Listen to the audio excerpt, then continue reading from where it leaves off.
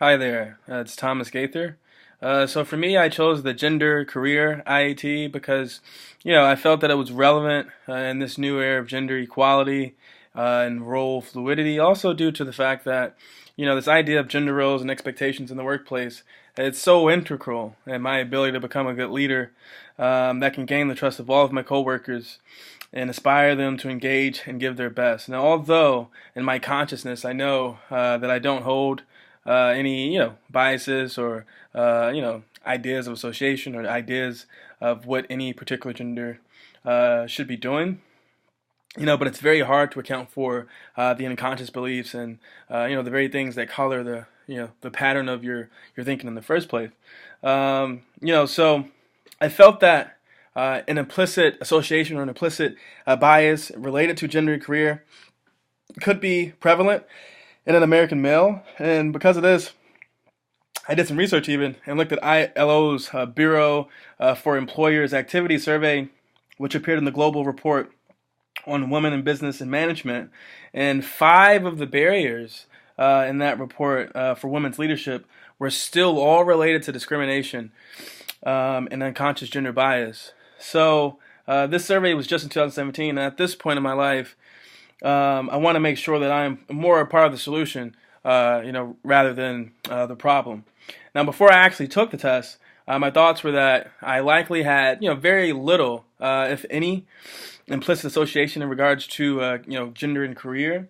For me, I know that I'm open-minded. I know that I'm open to anyone doing, any activity and role that they can do and can perform well in that role. I know that I've been raised by a mother my whole life, so in my thinking and in my mind, I totally have no, ideas that would make it more difficult for women or close off opportunities to women even. Now, in actually taking the test, I approach it in the most honest and straightforward way as possible. The thing I usually find difficult with self-administered tests of this kind is that it's very difficult for me to control or account for, the part that's attempting to answer in a way that simply reinforces, your preconceived ideas about yourself. For me, that's always been pretty tough. And that obviously makes the results a little less credible and helpful. But the best thing I found about this particular survey is that although they had some parts to where you would just, answer questions, it seems like the most used aspect of the test was when you made the timed, associations answer. So in some ways, it kind of took your self contortions away a little bit and made it a little more reliable. Now, as I was going through the test, I assumed that I was responding equally, as fast for both genders and both roles and all the multitudes of the associations.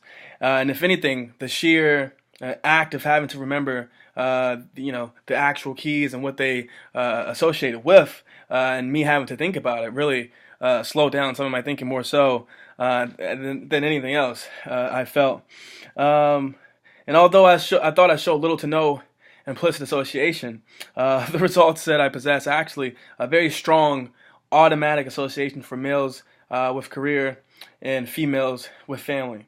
Now, to me, these results are very surprising due to the fact, again, that I said I already view myself as someone that's very open. I don't, view the world and career and everything through the lens of a male. I don't believe in male dominated cultures. I don't believe in male masculine toxicity.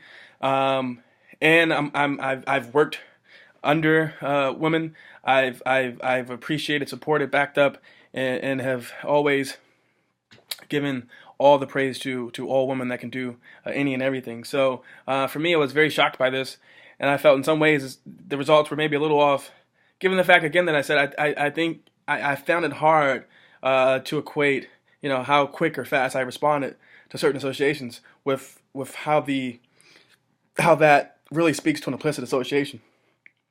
To me, although it may be effective, I was less than okay with totally using that as the end all be all. So surprised and somewhat skeptical about how totally valid those results are in some ways but I'll take it for what it's worth, especially given the fact that they still had results and comparisons against other individuals that have taken the test. So it's kind of a standardized metric of comparison there.